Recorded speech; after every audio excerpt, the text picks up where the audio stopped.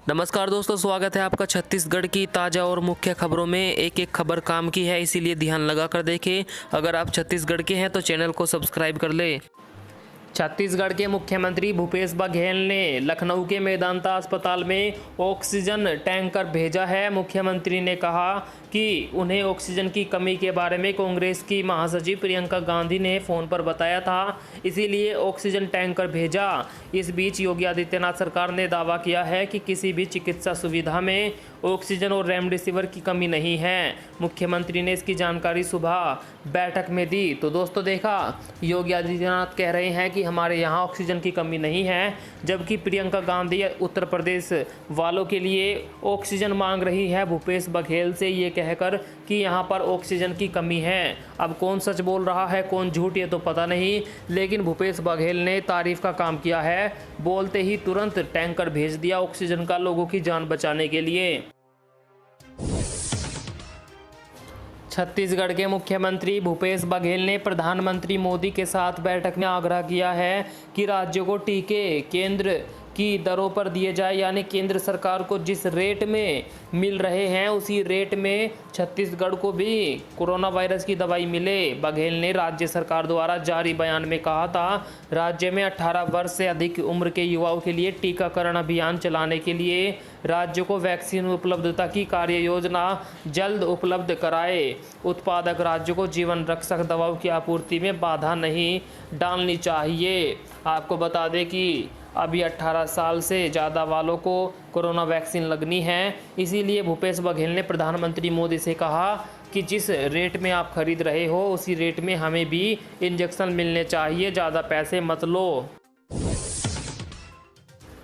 राकेश टिकैत का बड़ा बयान, जारी रहेगा आंदोलन। किसान नेता राकेश टिकैत ने बड़ा बयान दिया। उन्होंने कहा कि किसान आंदोलन जारी रहेगा। जब तक भारत सरकार हमारे मुद्दों पर बातचीत नहीं करेगी तब तक आंदोलन खत्म नहीं होगा। किसान यहां से वापस नहीं जाएगा। बता दें कि नए कृषि कानूनों के खिलाफ पिछले करीब 5 महीनों से किसान दिल्ली सीमा पर आंदोलन पर बैठे हुए हैं। ऐसे में अब कहा जा रहा था लॉकडाउन कोरोना की वजह से आंदोलन खत्म हो सकता है, लेकिन राकेश टिकैत ने साफ कह दिया कि हम आंदोलन खत्म नहीं करेंगे। सरकार को हमारी बातें माननी होगी, तभी हम आंदोलन खत्म करेंगे। नीति आयोग का बड़ा बयान, वक्त आ गया है जब हम घर के अंदर भी मास्क पहने।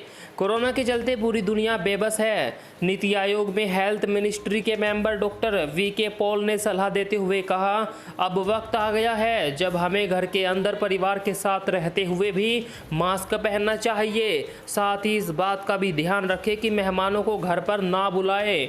उन्होंने कहा, डर या भय ना फैलाए, इससे हालात सुधरने की बजाय और बिगड़ सकते हैं। तो दोस्तों नीति आयोग का कहना है घर पर मास्क पहनकर ही रहे। कोरोना संकट में अमेरिका का सहयोग, बाइडन ने कहा हम भारत के साथ हैं। कोरोना संकट काल में अमेरिका ने भारत की तरफ मदद का हाथ बढ़ाया है। अमेरिका के राष्ट्रपति जो बाइडन ने कहा कि महामारी की शुरुआत में भारत ने हमारी मदद की थी, अब उसे ज़रूरत है, हम भी उसकी मदद के लिए तैयार खड़े हैं। अमेरिका ने इनके कच्चे माल पर लगी रोक हटाते हुए भारत को तुरंत कच्चा माल सप्लाई करने का फैसला लिया है। उपराष्ट्रपति कमला हैरिस ने कहा कि कोरोना से निपटने के लिए हम भारत सरकार के साथ मिलकर काम कर रहे हैं। छत्तीसगढ़ में 18 साल पूरे कर चुके लोगों को 1 मई से मिलेगा फ्री कोरोना वायरस का टीका। जी हाँ दोस्तों, देश भर में 1 मई से कोरोना वायरस की जो वैक्सीन है वह 18 साल से ज़्यादा वाले उम्र के लोगों को भी लगनी हो जाएगी। इससे पहले बुज़ुर्गों की ही सिर्फ यह वैक्सीन दी गई। वैक्सीन काफ़ी फ़ायदेमंद बताई जा रही है दोस्तों। 1 मई से फ्री में लगेगी, इसको अपने आसपास केंद्रों पर जाकर ज़रूर लगवा ले। आप में से कौन कौन वैक्सीन लगवाएगा कमेंट में लिख कर बता दें। राहुल गांधी ने मोदी सरकार पर एक बार फिर बोला हमला। कहा, आंकड़े छिपाकर कोरोना के सच को भी मोदी सरकार ने कर लिया है कंट्रोल।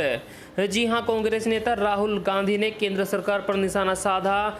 उन्होंने कहा, रोजगार और विकास की तरह केंद्र सरकार कोरोना का असली डेटा भी जनता तक नहीं पहुंचने दे रही है। महामारी न सही, महामारी का सच तो कंट्रोल में कर ही लिया।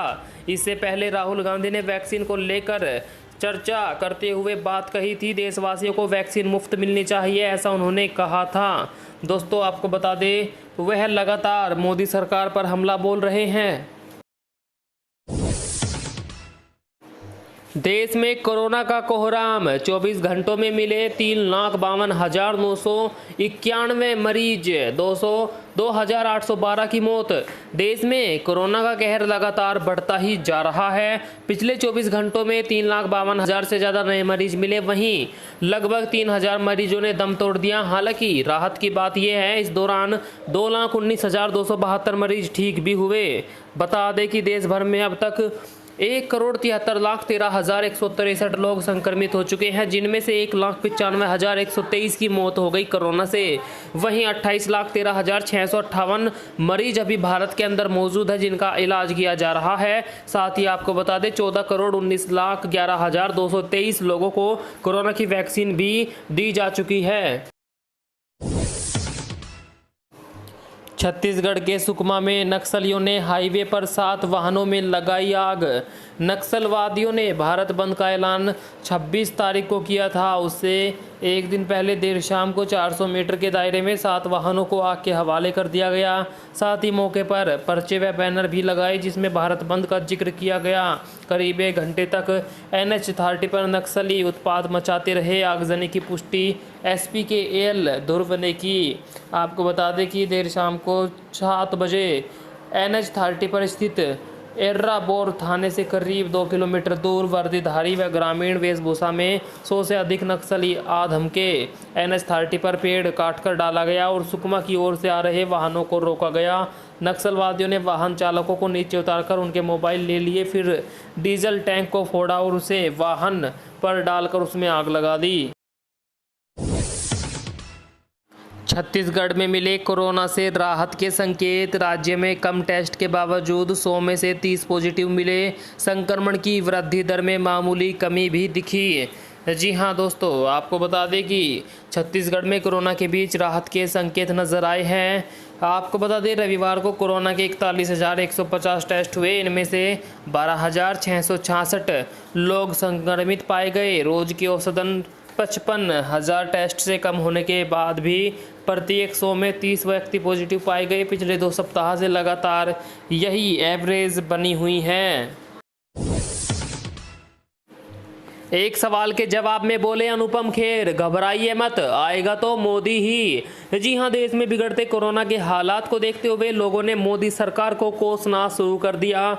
Celebrity, star, Bollywood hero heroine से लेकर आम आदमी तक मोदी सरकार की आलोचना कर रहे हैं। ऐसे में बॉलीवुड के जाने माने अभिनेता अनुपम खेर ने एक बार फिर खुलकर प्रधानमंत्री मोदी का समर्थन दिया है। उन्होंने एक सवाल के जवाब में कहा कि घबराइए मत, आएगा तो मोदी ही। आपको बता दें, अनुपम खेर मोदी के बहुत बड़े फैन हैं और वह हमेशा उनका समर्थन सपोर्ट करते हैं।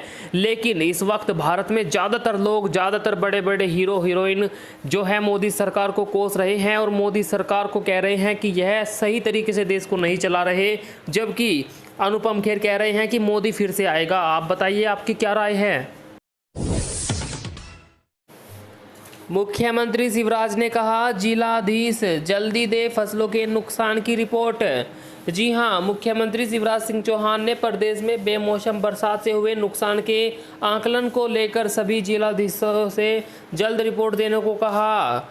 नुकसान को लेकर आयोजित बैठक में मुख्यमंत्री ने कहा कि राज्य के उपायुक्त जल्द से जल्द अपने अपने जिलों में फसलों को हुए नुकसान का मूल्यांकन करके रिपोर्ट दे दे, ताकि राहत प्राप्त करने के लिए नुकसान की रिपोर्ट केंद्र सरकार को भेजी जा सके, जिससे किसानों को जल्द से जल्द मुआवजा मिल सके।